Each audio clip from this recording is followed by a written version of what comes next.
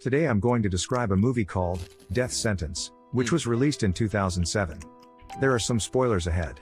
Let's start the movie without further ado. Yeah. Nick and Helen are living a happy life along with their two sons. Oh yeah? The elder boy, Brendan, loves playing hockey. Oh yeah? While the latter, Lucas, is more emotional and is into art. Brendan improves his skills at hockey as time passes by. He was even awarded as the best hockey player of the high school team, causing his family to be proud of him. He's him? Nick Hume is a businessman who lives in North Carolina. His family life is still warm and happy. However, Lucas and Brendan have some trash talk. But it's just of their age and differences. They are intimate and adore each other after all. Brendan has now become a professional ice hockey player, playing in the NHL. I'd go crazy in hockey. Ahead later in the night. Nick drives him to the game. Every score Brendan makes on the rink sends an overjoyed Nick flying off. Hell yeah. On the way back home, Brendan reveals his plan to move to Canada to take his hockey to a whole new level. Canada. Nick totally agrees, trusting his hockey go crazy in Canada or some shit? They were driving in a high-crime neighborhood.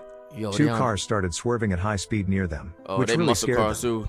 Their cars run out of fuel, so they pull over at a gas station. Brendan goes to a store to get some drink while Nick gets the chance to inform his wife about Brendan's plans for his future. Thugs in the car show up to burglarize the store. Thugs? They instantly shot the owner to death. Whoa. The gangsters have a simple rule: every newcomer must kill a random guy to join. Unfortunately, the random guy is Brendan. The new gang member is hesitant and petrified, but he eventually slices Brendan's throat with a machete, ordered by the leader. Nick gets traumatic observing this. He ambushes the attacker while the rest of the gang escapes, knocking him down to putting off his mask. The boy manages to flee, only to get hit by a car. You know what's crazy?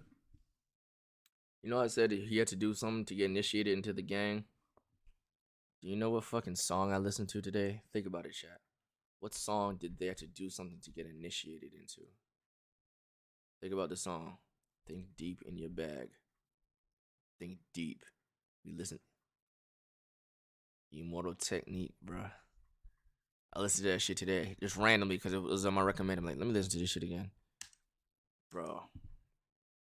That shit's sick, bro. Why, nigga? Because I don't know. Because I didn't forget it. But, like, I don't know. I just listened to it. That shit fucks me all over again, bro. All over again. The rest of the gang escapes, knocking him down to putting off his mask. The boy manages to flee, only to get hit by a car. Nick rushes to his son, taking him to the hospital. The whole family arrives there to realize the fact that Brendan is dead. No words could express how they feel. Though.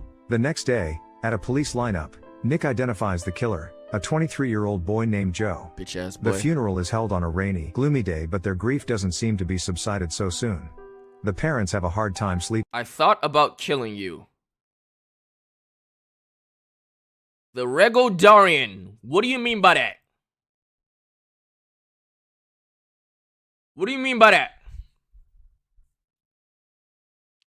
Oh, the song. Okay. The song. Okay. You didn't put no context, bro. Plays all day long, and Lucas bursts into crying every time he reminisces about Brendan when he was alive. Before paying a visit to the police, Helen asks Nick to do something so that the killer gets life in prison. The following day, Nick visits Detective Wallace and the district attorney.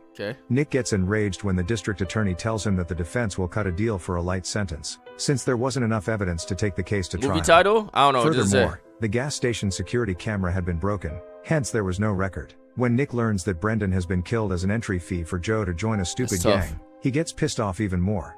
At the pretrial hearing, he is asked by the judge to testify about Joe as Brendan's killer. But he surprisingly refuses, deducing that as it had been dark, he was unable to observe the killer's face. But it makes everyone dumbfounded, and the judge dismisses the case. As a result, Joe is released from custody. You know what the fuck that mean, nigga? You know what the fuck that mean?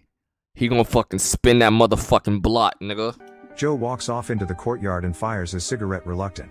Just then, the gang arrives, starts praising him and welcomes him to the gang. Even Billy, the gangster leader, says, "I'm proud of you.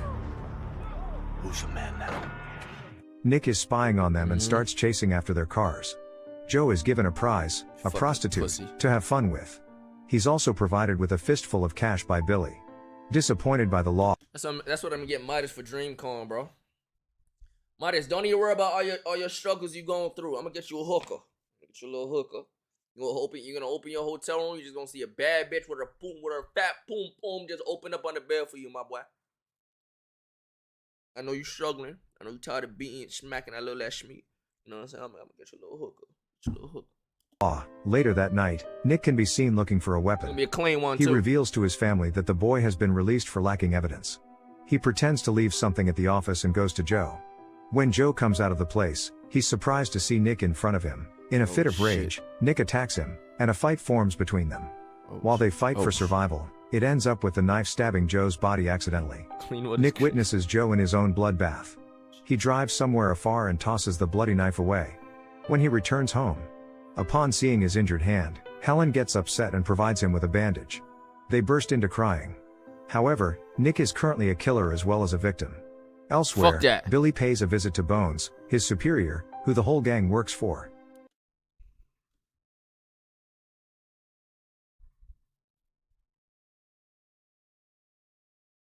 Oh, this Michael's house gang looking ass nigga is the gang leader, my boy. This is the gang leader. Billy hands him over the gas station robbery money. Bones chastises him for the cash is low and dismisses him. Billy arrives at the hideout, where his men cook meth and is the main base of the gang. One of his men, Bodie, breaks the news to him that Joe had died. He gets shocked and enraged. In the office, breaks the news to him that Joe had died. He gets shocked and enraged. In the office, Detective Wallace shows up and informs Nick that his son's killer is dead, while he is intrigued by his hand's bandage, assumes he is linked to a retaliation. Elsewhere at their hangout bar, the gang can be seen drinking up to Joe, believing that he was like a good soldier. Just then, Billy arrives and berates them for showing no respect to Joe. Back to business, they go over the rival gangs who might kill Joe. Until one of the gang members reveals to them his sister saw a man in a suit, the night Joe was killed. She confirms that it is Nick in a newspaper photo. Elsewhere in the street, Nick reads. That's exact, bro. Starface, that's exactly what I was thinking, bro. He looked like he looked like Tony Stark when he was doing that blackface in that movie, bro. That's what I was thinking of. That's what I was thinking of. Bandages his hands and is totally oblivious that the gang member Bodie is after him, while Billy keeps an eye on him from a distance. Just before Nick gets shot by Bodie, he manages to disarm him, using his suitcase. Seeing this, Billy and his men start shooting around in the middle of the crowded street, making everyone petrified. Nick runs into a narrow alley. Bro, niggas be getting shot at in movies. They're just invisible. They just Billy don't get hit. Takes every opportunity to shoot Nick, making him to give up his suitcase to run faster to survive. Billy shouts in anger, like a bloodthirst vampire, as if he had lost his brother to this man. He enters a building while the gang chases after him like crazy. He ends up arriving in a parking lot and randomly triggers several car alarms to confuse the gang. Nick reaches the top floor where he is chased by gang members. Now you're caught up. Fighting for his life, Nick gets trapped in a car with one of the thugs. When the car moves backwards, it drives across the. I'll never be in this situation, but if I'm ever in a situation when I have a gun and the other nigga doesn't, and I'm the one that ends up dead, bro, I'm just L human, bro. If I have my gun out and I end up losing that situation, bro, I deserve it, bro. I'm L human. Multi-story car park. That's a skill issue. Nick runs away just in time, but the ladder plummets to his death. Holy shit. Following this, Nick gets a call from his wife and finds that Lucas has disappeared. Elsewhere, Detective Wallace arrives at the crime scene. She finds the victim from the same gang as Joe. It's quite clear Nick is behind it. Nick finds Lucas, where Brendan was killed. Lucas is so devastated and berates his father, who always cares only about Brendan and totally ignores Lucas and his feelings. Nick starts arguing to take him home as it's a dangerous place to stay. Lucas is eventually brought home safe and sound. Helen hugs Lucas and begs him to never leave home like that again. The following day, Bodie shows up at Nick's office to hand him back the suitcase he dropped during the chase. Bodie also threatens, "You have the right to know how you're dying," before the security escorts him out. Opening the suitcase, Nick finds a family photo. The photo implies that the gangster plans to kill all his family, but not him. Nick gets agitated and calls a number found in the case, which belongs to Billy. Now you got this nigga panicking. Billy warns that Nick has bought a death sentence for his own family. You listen to me. You go near my family, and I will cut out your goddamn guts like I did your fucking friend. Do you hear me? He wasn't my friend. What do you do? Yeah, working here, nigga say that. He's my brother. Oh shit. Wasting no time, Nick rings home, warning his wife and Lucas to stay in. Then he calls Detective, briefing her in anxious and requesting backup forces. On returning home, he locks up all the windows around the house, leaves everyone baffled and in a panic.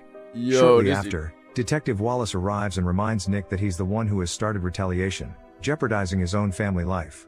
The detective asks him to confess to murder, since the officers are about to protect What you his doing in family this situation anyway. now, chat? But he refuses. Motherfucker tell your Later family that finna night, die. when What the do you whole do? family is asleep, Nick is awakened by a car alarm outside. He notices that the 2 officers have been brutally killed. In the blink of an eye, he finds the gangsters in the house.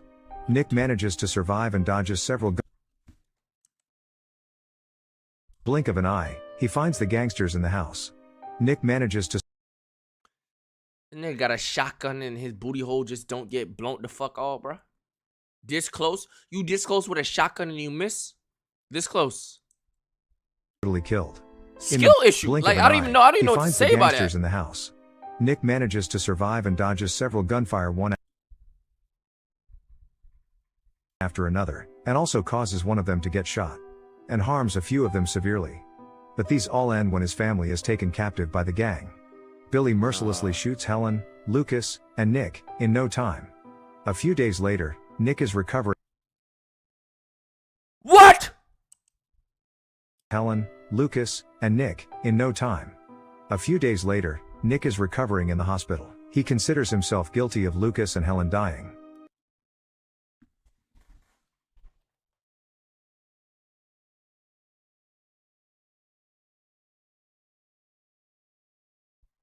Bro. He sent these niggas to the googe. Bro, that's fucked though, bro. They said they were gonna leave this nigga alive, bro. It's revealed that Helen is dead, but Lucas is still alive. Knowing this, he rushes to him, finding his beloved son in a coma. Bro, that was He a trio, apologizes bro. to Lucas that he's never been a good father. The detective is surprised to notice Nick escape through the window. Nick arrives at home, which is now a crime What's the score right now? Like what? 4? They got the hockey nigga. They got the brother. They got the wife. It's 3 what? 3-2? Is it 3-2 right now? It's 3-2 right now. Cause dad's still alive.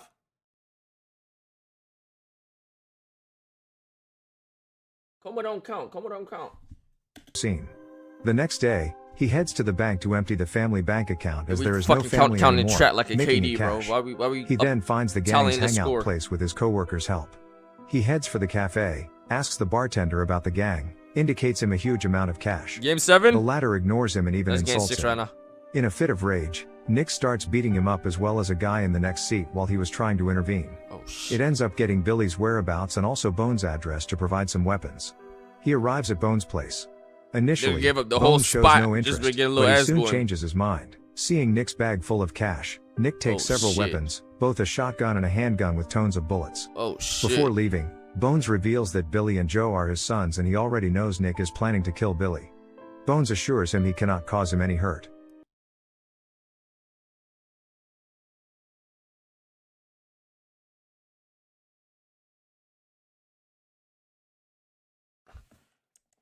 You gave up your... You pops and you get out the spot for some bread? Handgun with tons of bullets. Before leaving, Bones reveals that Billy and Joe are his sons and he already knows Nick is planning to kill Billy. Bones assures him he cannot cause him any hurt. As a result, Bones allows Nick to walk away without a fight. He returns home to check the guns and works with them to get used to them. He then shaves his injured head. They got Following they about to he goes get backdoored by Brendan's their stuff daddy, only to bro. find That's the jacket crazy. he wore the day he died, and puts it on. This movie He heads grimy. for the gang's place. He This nigga manages looks to scared. find the This place nigga down look- the hallway. Nick smashes the door using the shotgun, freaking out the gangster inside. The gangster is left dumbfounded, thinking that Nick must have been dead. Nick dismisses the other girl and points him a gun in the neck. Nick manages Blow that to nigga get Billy's fucking place. eyeball off. He then instructs the man to ring Billy. Billy miraculously realizes that Nick is still alive. The gunfire also alarms him that his man is dead. Bone and his elder son meet up. Bone warns Billy that things are getting out of control and instructs Billy to stop fighting Nick. Instead, Billy ruthlessly shoots his dad to death. Knew it. I'm like, yo, this is some Thor Odin shit. What if these motherfuckers are about to die? This movie is so damn grimy, bro. On the other hand, Nick breaks through the hideout's entrance to kill one of the gangsters in the car, before giving him the chance to reload his gun or even flee. Holy shit. Then he steps into the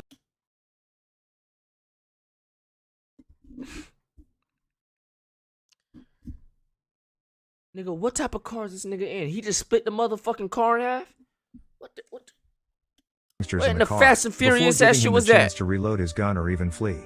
Then he steps into the How you building. just busted the truck open like that? You got a Cybertruck. No, the Cybertruck. If you would have hit the Cybertruck, the other car would have bounced the fuck back, nigga. It would no, not even that. It would fucking explode, and the Cybertruck would have no damage. You know when you're in a tank in like Vice City in the old GTAs, you run over because they just explode and shit. Yeah, that's what would happen. You run into the Cybertruck and boom, it just explodes, bro.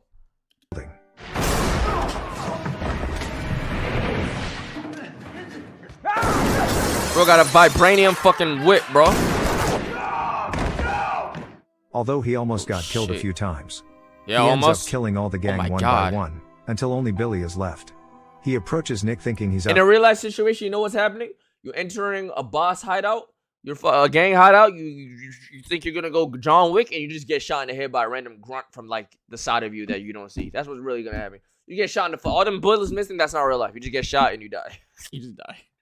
You don't even make it to the top floor, bro. You don't get the final battle you were looking for, bro. You get shot by a random grunt. Out of Just a weapons random and fucking sarcastically reminds him. Look at you. You look like one of us. But when Nick pulls out another weapon from his pocket, Billy's eyes get teary. Nick kills him and heads back home. He starts watching the same old family video and awaits his inevitable arrest. Detective Wallace arrives and informs him that Lucas has started moving.